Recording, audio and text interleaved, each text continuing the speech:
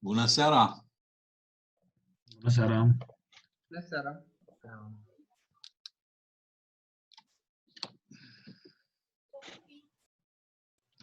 Cât suntem aici, hai că mai vin câțiva.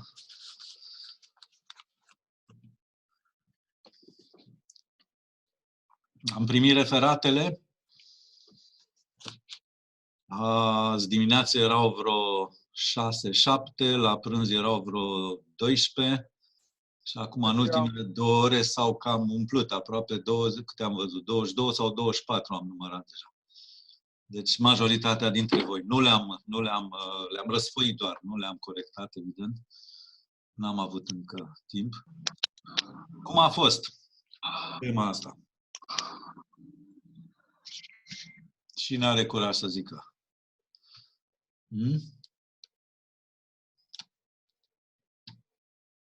A fost ok? A fost greu? A fost complicat? A fost mult? A fost drăguță, domnul profesor. Băi, lasă, Robert, tu o cunoșteai. Eu întreb pe colegii tăi care s-au ciocnit prima oară de așa ceva.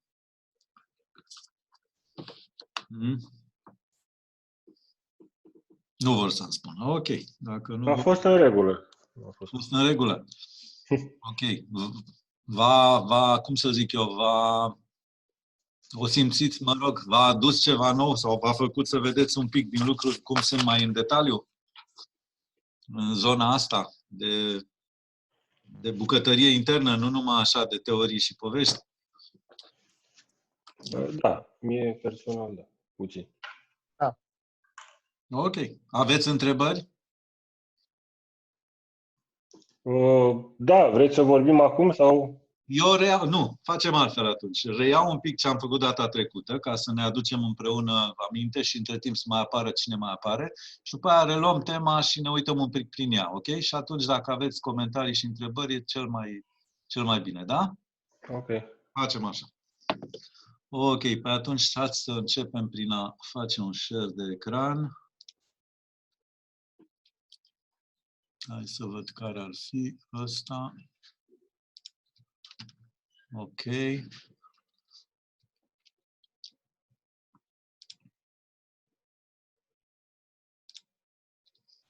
Vedeți ecranul, da?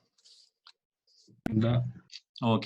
Deci, reluând un picuț faptul că data trecută am început efectiv să lucrăm și să începem ușor să implementăm bucăți din partea care va duce în final la controlul complet vectorial al motorului nostru. Am început cu partea de PVM, deci cu partea de control al convertorului de putere.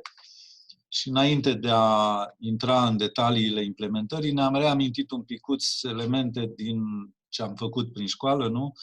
Deci legate de arhitecturi, topologiile pe care le avem și mai ales după aia un picuț câteva detalii, câteva din punctele, să zic, mai aparte, legate de modul în care și le comandăm și caracteristici, elemente specifice, dacă vreți, legate de implementarea acestor comenzi pe partea de forță. Am pornit cu povestea că, evident, întâlnim și deci în funcție de asta și tehnologiile și partea de arhitectură și, evident, de comandă diferă, spunând că, în esență, primele dintre ele, din lista asta, adică astea 3, redresoare comandate, chopperele și invertoarele sunt cele la care de obicei ne vom referi sau cu care vă veți putea întâlni când vorbim de aplicații de genul celor de care discutăm mereu, în zona asta puteri mai mici, care vor depinde de tipul motorului. Dacă sunt motoare de curent continuu, vor folosind redresoarele sau chopperele, funcție de alimentarea convertorului din curent alternativ sau continuu, respectiv invertoarele, cam soluția cea mai întâlnită în ziua de azi, în legătură cu faptul că mai ales întâlnim motoare de tensiune alternativă, deci motoarele de tip asincron mai puțin pentru partea servo, dar sincrone, și deci unde această schemă e cea mai întâlnită. Am menționat doar întreagăt și am reamintit, fiindcă am mai vorbit deja, faptul că comanda, performanțele, parametrii de folosire, mai ales frecvența PVM și alte elemente de acest gen, sunt legate și de tehnologia componentelor folosite și aici reamintesc că în zona noastră de interes nu vorbim cu detiristoare, ci mai ales de partea asta cu tranzistoare și mai ales tranzistoarele de tip MOSFET și eventual la puteri tensiuni mai mari, IGBT-uri. Pentru completitudine doar lăsasem și povestea cu redresoarele comandate, unde am reamintit faptul că obținem tensiuni medii controlate de un factor de comandă, dar de care depinde însă neliniar valoarea de ieșire și asta era un punct, să zic, slab în sensul teoriei controlului. Am mers către ciopăre, unde clar puntea în H e cea care se întâlnește în mod frecvent în momentul în care vrem să comandăm în 4 cadrane un asemenea motor de curent continuu, la care există o proporționalitate clară, linearitate între parametrul de control, care e timpul de puls, durata pulsului, din durata totală a perioadei pulsurilor, a PVM-ului, și care, deci, controlează valoarea medie de ieșire a tensiunii respective. Am corelat după aia aceeași strategie pentru referințe de tensiune alternative, pentru invertoarele trifazate, deci la care avem cele 3 brațe cunoscute și la care, practic, controlăm, spuneam, cele 3 faze, tensiunile pe cele 3 faze ale mașinii, într-un mod similar cu ceea ce facem dincolo la chopperul pentru motorul de curent continuu, numai că pe referințe sinusoidale. Aici am arătat doar în trecere faptul că la ora actuală v-am reamintit pe undeva și v-am zis, v-aș fi arătat la laborator, punți deja integrate cu IGBT-uri care conțin atât invertoarele cât și redresoare comandate sau nu, ăsta era și tranzistoarele de frână. Reamintesc povestea cu faptul că dacă reversăm un motor sau îl frânăm către zero, avem tendința, adică vom genera tensiune către sursa de alimentare și că în acest context, de obicei, ori avem unde disipa acea energie sau încărca acea energie dacă sursa de alimentare e de tipul baterie, deci e reversibilă și acceptă curenți de încărcare, ori dacă nu, avem nevoie de asemenea brațe cu rezistențe și tranzistor de frânare pentru a putea disipa energia respectivă, altfel riscăm să avem supratensiuni și să distrugem tranzistoarele din puntea cu tranzistoare. Am încercat să punctăm câteva elemente legate acum de modul în care privim, comandăm, ne uităm la aceste convertoare de putere ca elemente de tip cutie neagră care îmi face mie efectiv operația de conversie din comanda mea într-o tensiune, cum o controlăm din punct de vedere sistemic și după aia câteva elemente de implementare legate, ați văzut, de frecvențe, de timp morți, de precizia PVM-ului pe care îl dăm noi.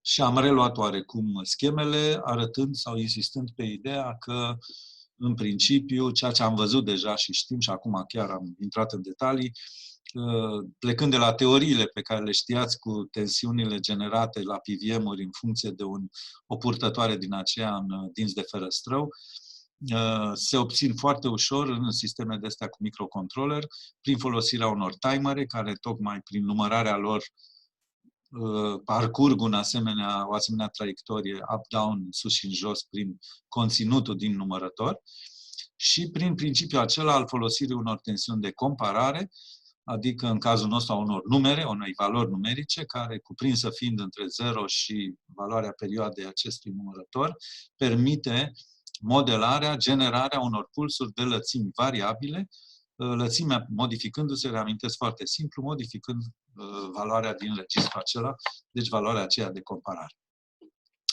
V-am mai reamintit și am zis când vom vorbi de curenți, poate rediscutăm faptul că o asemenea strategie la un motor de curent continuu va determina un riplu pe curentul motorului în funcție de polaritatea pulsurilor, care riplu, dacă nu suntem atenți, poate fi foarte important și poate duce chiar și la curenți uriași ca valoare efectivă, deși pe medie nulă, și care pot arde motoarele acestea. Deci aici mai avem o discuție în plus legată de specificul faptului că așa cum la motoarele astea vorbim de un motor de curent continuu, însă motorul prin el, prin strategia PVM, e de fapt un motor cu mici pulsuri, acele ripluri, și care, cum spun, în funcție de valoare, de parametri PVM și parametrii constanta de timp electric a mașinii, mă pot duce până la probleme grave de funcționalitate a motorului.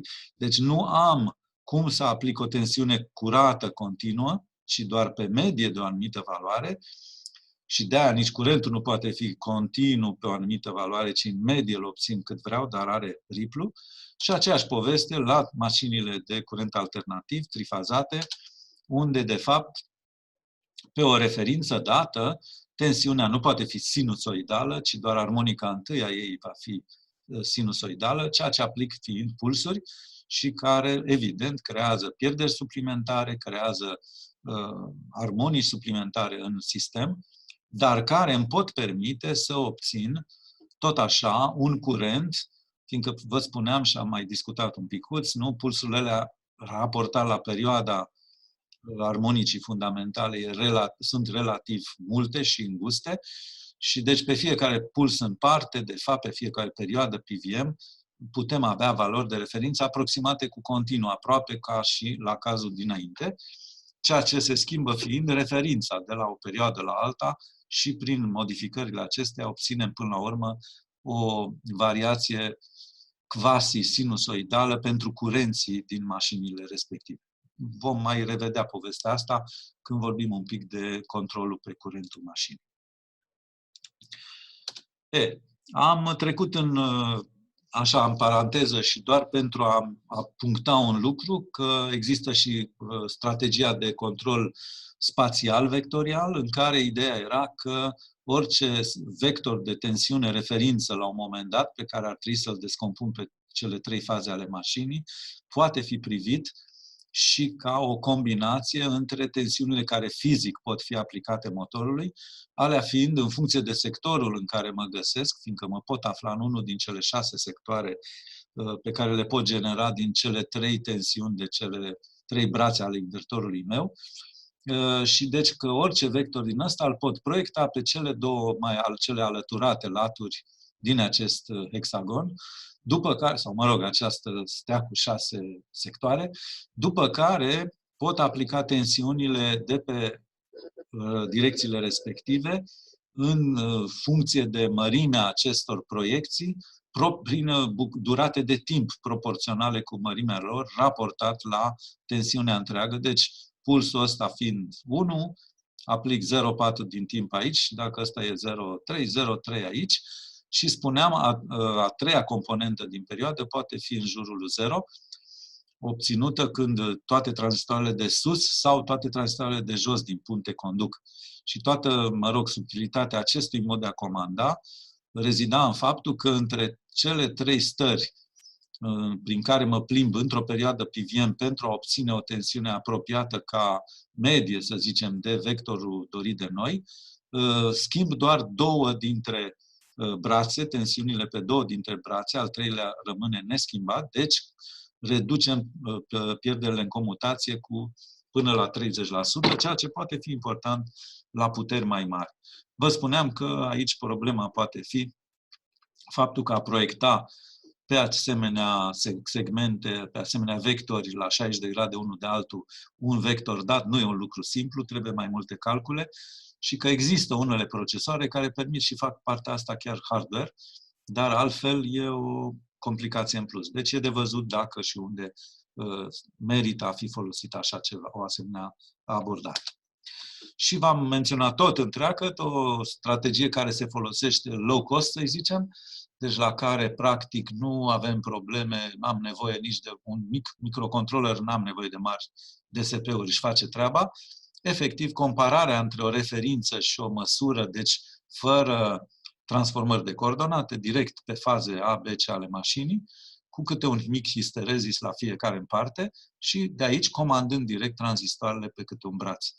Spuneam că e cea mai simplu de implementat, dar că dacă nu e bine făcută banda de histerezis și în funcție de PVM, de frecvență și de constantele mașinii, obținem cât de cât o comportare de gen sinusoidal, dar putem să avem și comenzi complex duse în afara acestor, referințe dorite, dacă nu se acordează constantele de timp cu constanta mașinii. Și spuneam aici, în plus, chiar și când merge schema asta, mai are dezavantajul că aceste pulsații, aceste comutări între limitele histerezisului au loc cu frecvență variabilă. Deci nu e un PVM, să zicem, de frecvență constantă și asta iară deranjează în multe aplicații. Dar e simplă și deci în unele aplicații industriale s-ar putea să o vedeți și așa. În fine, concret la ce ne durea pe noi, am spus, ne mai interesează uneori și niște elemente legate de câțiva parametri din ăștia specifici mai aparte și primul dintre ei era timpul mort. Ce era aici interesant și v-am arătat în această diagramă era faptul că timpul mort, care știm e necesar pentru a proteja tranzistoarele, stingem pe ăla în conducție înainte de a-l porni pe următorul. Timpul ăsta mort depinde și deci că formele de undă care rezultă când avem o schemă în care aplicăm și timpii morți, depinde și de valoarea curenților care în acel moment prin brațul respectiv se comută. Dacă sunt curenți pozitiv sau dacă negativ sau dacă, să zicem, ceva în jurul lui 0, deci micuți, pentru fiecare situație în parte, de fapt, apărând modificări și deci diferite lărgimi ale pulsului care se generează la ieșirea invertorului meu, chit că, să zicem, ca referință aș fi avut aceeași valoare. Deci problema care apare la o asemenea abordare era legată de faptul că, cum ar veni dacă eu vreau să impun un vector de tensiune de o anumită valoare și într-o anumită direcție, deci stați să-și revină, știți că aici am un slide care de obicei îmi îngheață. Deci dacă aveam o asemenea variație, practic în momentul în care apare efectul timpului mort, se modifică atât valoarea cât și direcția vectorului de tensiune aplicate și că spuneam, teoretic asta poate fi corectată, dar în practică și de obicei ceea ce vom face este că închizând bucla de control într-o buclă de curent și după aia, eu știu, de viteză, poziție, ajungem ca în final să compensăm eventual variația tensiunii și faptul că tensiunea pe care invertorul o dă nu e cea pe care eu dorisem să o generez în exterior. Am vorbit după aia, și ăsta e un aspect foarte important, de faptul că în funcție, deci privind PVM-ul ăsta numeric, de fapt, digital generat, ca fiind legat direct și depinzând de faptul că avem un semnal de ceas care e necesar pentru numărătorul nostru, care numără și generează, permite generarea acelor forme de undă, de la numărător și după aia, mă rog, a PVM-ului, ne puneam problema cât de precis e PVM-ul nostru, deci care e cuanta, finețea cu care putem modifica, cât de mică e cea mai mică variație a tensiunii pe care o putem da la exterior. Și am spus, evident, asta e corelată cu faptul că de la o valoare la alta a numărătorului, diferența care apare e legată de durata unei perioade de ceas din acel numărător. Și atunci, de fapt, puteam privi toată povestea asta ca un fel de convertor care e numeric, nu? Număr de la 0 la perioadă, iar un bit de aici, o perioadă de ceas, de fapt, din numărătorul meu, va reprezenta cea mai mică cuantă, acel bit de precizie, dacă vreți, corelat cu PVM-ul respectiv. Și spuneam și vă dădeam un exemplu concret, chiar pentru ceea ce de obicei am tot exemplificat, la procesorul nostru cu o frecvență de ceas de 150 de MHz, pentru a genera un PVM la 20 de kHz, perioada, țineți minte, am tot calculat-o, înseamnă 7500 de cuante, deci de numere, de perioade de ceas de la 0 până la maxim. Ori asta spuneam, dacă vă uitați la ea ca un fel de rezoluție a unui să-i zicem, nu știu, digital analog, căutăm puterea lui 2, cea mai apropiată, Și 7500 e foarte aproape de 8000 și ceva, care e 2 la 13. Deci că putem zice la 20 de kHz pe acest procesor al nostru, rezoluția pe care o avem e de 13 biți. Și spuneam și vă povesteam că, de fapt, într-o scală logaritmică, în funcție de frecvență, practic, cât reduci frecvența PWM, creșteam rezoluția respectivă, iar pe partea elaltă, la frecvențe tot mai mari, evident, rezoluția respectivă scade. Vă spuneam că 12, 13 biți, 14, deci în zona asta de frecvențe, unde uzual spuneam că funcționăm cu invertoarele obișnuite, rezoluții de acest gen sunt suficient de bune, deci nu trebuia să ne facem probleme, e ok. Pentru acest procesor, în acest context, totul e bine. După care ne-am pus efectiv și acum o să mergem imediat să discutăm împreună, deci să ne uităm puțin și să reluăm și aici voi să-mi spuneți, să mă mai întrebați, să mai vedem cum a fost pentru ca să generăm toate aceste funcții necesare pentru controlul PWM-ului.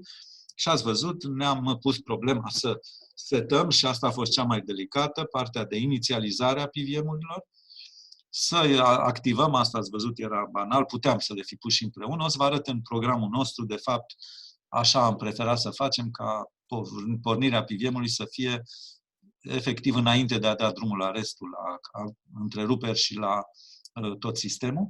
Și, bineînțeles, în real time, deci acolo unde vom dori partea de activare și de unde, de fapt, vom da comenzile la fiecare perioadă de timp rapidă și de control de curent și respectiv celelalte când vom face controlul de poziție-viteză. Deci, în perioada de control de curent, acolo vom face update-ul de PWM și acolo am avut nevoie de o funcție care, pe baza tensiunilor de referință calculate din schema de să-mi comande efectiv tranzistoarele din firmă, din schemă, deci să permită calculul acelor perioade de comparare din schema noastră. Și, practic, vă spuneam data trecută, ceea ce am făcut și avem în acest moment funcțional este această zonă. Deci, ideea că, deocamdată, impunând manual niște tensiuni pe cele 3 faze, suntem în stare să controlăm tranzistoarele și să generăm tensiuni către motorul nostru. Asta însemna că, din punctul de vedere al controlului, blocul de PWM va fi comandat, eventual din întreruperea de curent. Practic, o să vă arăt în codul care e azi funcțional, nici măcar nu dăm update de PWM aici, că nu avem încă de unde, de ce, ci doar direct din programul principal și o să vedem și asta. Ca un mic comentariu, nu l-am făcut data trecută. Și deci a fost vorba de cele 3 funcții. V-am spus pe scurt ce argumente de intrare și ieșire au fiecare. Și a fost o mică discuție un pic mai elaborată pe partea asta de calcul al valorii de comparare. Reamintesc, ideea era că în funcție de numărul pe care îl punem, care va fi variabil între 0 și valoarea perioadei din numărătorul nostru, acel număr din registrul de comparare, se controlează lățimea pulsului. Și în funcție de asta, evident, se generează tensiunea medie, mai mică sau mai mare, la ieșirea plațului. Ideea era, și vă spuneam, asta depinde și de schemă, că la un capăt obținem maximumul tensiunii, la celălalt capăt aici minimumul. Mă rog, putea fi cu plus și minus pe dos, repet, depinde și de polaritatea comenzilor. La noi era cu plus aici, cu minus aici și întrebarea era când vreau să obțin tensiune maximă, deci trebuie să pun 0 în comparare. Când vreau să obțin minimum maxim, trebuie să pun valoarea de perioadă în registrul de comparare. Cât trebuie să pun era întrebarea dacă vreau să obțin o tensiune oarecare. Și am văzut, ne-am uitat, ați făcut și voi data trecută, am convenit cu toții până la urmă, că deci, practic, formula pe care o vom folosi e ceva de genul numărul din registrul de comparare era numărul din registrul de perioadă, deci perioada până la care număr, înmulțit, și asta era formula, cu 1 minus U de referință pe 2, în contextul în care acest U de referință, convenisem, trebuie să fie normalizat, deci între plus și minus 1. Altfel, aici ăsta e U raportat la U maxim, dacă vreți. În fine. Și astea au fost, practic, discuțiile și astea le-ați văzut ca și formule de principiu și de aici încolo v-am arătat un picuț cum sunt pregătite lucrurile la ora actuală în program. Ce ați făcut voi însă a mers dincolo de asta, fiindcă v-am cerut nu numai partea de update de PVM, ci complet, aici aveam doar, asta e un slide în plus, doar formulele pentru calculul tensiunilor deci valorilor de comparare din tensiunile de referință, dar asta era partea, să zic, de cod, dacă am fi făcut împreună în real life, la laborator, aplicația. Ce am făcut, ați văzut foarte bine, a fost ceva mai mult de atât, nu? Și anume a fost, practic, tema pe care v-am dat-o, tema, adică aceasta. Și acum, eventual, eu știți că am făcut de data trecută o prezentare pe partea, sau să zicem un acompaniament al temei, și în care încet am încercat să vă arăt, la început doar ca exemple, azi o parcurgem toată, pas cu pas, cum trebuia să facem și la ce trebuia să ajungem în legătură cu cele 3 funcții pe care voiam să le implementăm. V-am dat și niște parametri oarecare acolo, pentru ca cât de cât în temele voastre să apare mici variații. Deci, le luăm pe rând, la partea de init PVM. De acum vă rog, unde, dacă și cum aveți întrebări sau comentarii, please, mă întrerupeți. Deci, la init PVM am zis, bun, aici iar, deja eu vă spun, nu m-am uitat în toate temele, am văzut așa prin răsfăire un picuț la prânz azi. Au și venit doar azi, deci destul de așa târziu. Aici cred că nu a fost foarte clar pentru unii dintre voi. Am văzut inclusiv unii care au calculat și mi-au zis, deci am frecvența PVM 20 de kHz, deci perioada PVM va fi 50 de microsecunde. Și mi-a zis că acest PVM period e 50 de micro. Eu, din schemele pe care vi le-am dat, deci în slide-uri, cred eu, se vedea, dacă nu, înseamnă că n-a fost foarte clar. Ideea fusese că aici trebuie să punem acel număr până la care numărătorul din unitatea PVM, când merge de la 0 până la valoarea aceea maximă. Numărul ăla până la care număra și care era numărul de perioade de ceas pe 2. Deci dacă aveai 150 de MHz și aveai, nu știu, 20 de kHz, împărțirea asta dădea 7500, aici trebuia să punem 3750. Asta era valoarea. De ce? Că asta e valoarea cu care după aia, sau pe care după aia o folosim în calculul din funcția de update PVM. În acea formulă pe care ați văzut-o este acest număr înmulțit cu acel 1 minus U pe 2. Deci pentru fazele ABC. Revenim poate când ne uităm la funcție la sfârșit, dar asta era ideea. Acum, în restul, cred că ați înțeles și esența e, și mă bucură și aș vrea să sper că o bună parte, măcar din voi, chiar au căutat prin manual, prin acele manuale pe care vi le-am recomandat de la TI, ca să vedeți cum se găsesc, cum se înțeleg și, în fine, cum se setează. Era sugerat din ce v-am spus la fiecare pas, toți biții aia din diferitele registre. Ați văzut că sunt chiar mai multe registre, deci, evident și în mod explicit le-am indicat și le-am pus doar pe alea de care avem strict nevoie pentru a face ce vrem în această configurare. Posibilitățile pe care le avem fiind, de fapt, mult mai multe. Și erau acolo diferitele asemenea configurări. Hai să le vedem pe rând. Ăsta era manualul. V-am zis că găsiți, practic, adresele tuturor registrelor, le găsiți numele lor și după aia, pentru fiecare în parte, găsiți exact descrierea pe biți, practic cum era, uite, acest registru de selecție a ceasului care se folosește pentru perifericele din sistem. Vă spuneam, toate ceasurile și în multe unități din sistem, dacă vă mai amintiți, am mai arătat povestea asta, pot fi prescalate. Deci, de multe ori, aici e 150 de MHz și, vedeți, folosim numărătoare cu 16 bits sau depinde de periferic, dar deci aia înseamnă că putem scădea din frecvența de intrare, numărând până la maxim, nu știu, 16 bits e 65.536, da? 35. Ori uneori vreau să număr mai mult sau să dureze mai mult perioada respectivă și atunci, pe chestia asta, eventual, vă spuneam, e posibil, și vedeți că și aici am 8 combinații posibile, ca ceasul de intrare inițial să-l divid ca să scad frecvența de intrare. Asta este sensul acestui registru, să-i spunem, băi, în perifericul cu care voi lucra, am nevoie, și spusesem eu aici, am nevoie de frecvența de intrare de ceas, aia, cu cât intru, atâta să merg mai departe. Deci nu-l divid. Merg cu system clock divizat cu 1, deci rămânând tot el însuși. Aș fi putut, vedeți, merge până la de 14 ori mai mică frecvența respectivă. Dar de ce am avea nevoie să modificăm asta, să o facem mai mică? Pentru că oricum noi împărțim la frecvența noastră de PVM și o să ne dea un număr mai mic. Pentru că, de fapt, păi stai, aici e un joc, știi?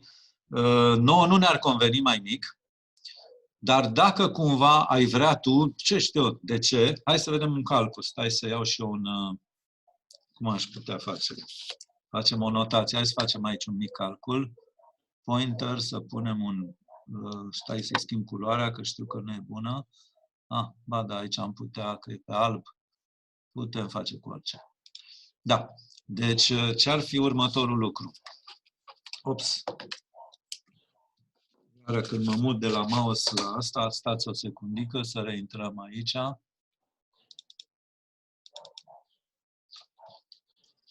Ce mai vedeți voi acum? Toate slide-urile. Toate slide-urile. Mi-am mutat slide-ul ăsta pe partea elaltă. Iar îmi face figuri sistemul ăsta al meu.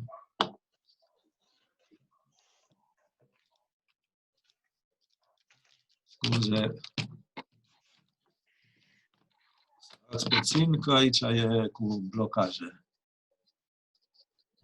Cum este din chestia asta? Pe săgeata de sus în stânga. E o săgeată care arată în stânga. Crezi? Da. Eu apăs pe ea cu mult insucces. Escape-ul nu vrea. În cel mai rău caz, opresc share-ul o secundă, stați un picuț. Ia să vedem dacă așa reușesc ceva. Nu, e o poveste pe care o pățește, am impresia, deci PowerPoint-ul, dar nu știu din ce motiv, că ați văzut, am mai făcut-o de câteva ori. Ei, Dumnezeule. Da, să sperăm că nu trebuie să blocăm, să resetăm PC-ul, că atunci vă dau pauză câteva minuțele. Chiar nu mă reacționează la nimic. Stați o secundă. E grav. Deci nu reacționează. Mă mai auziți? Da. Bun. Da, vă auzim. Ok. Trebuie să resetez sistemul. Nici măcar alt control del-ul nu face nimic. Deci o să-l opresc așa brutal din butonul de power și reintru în 2 minute.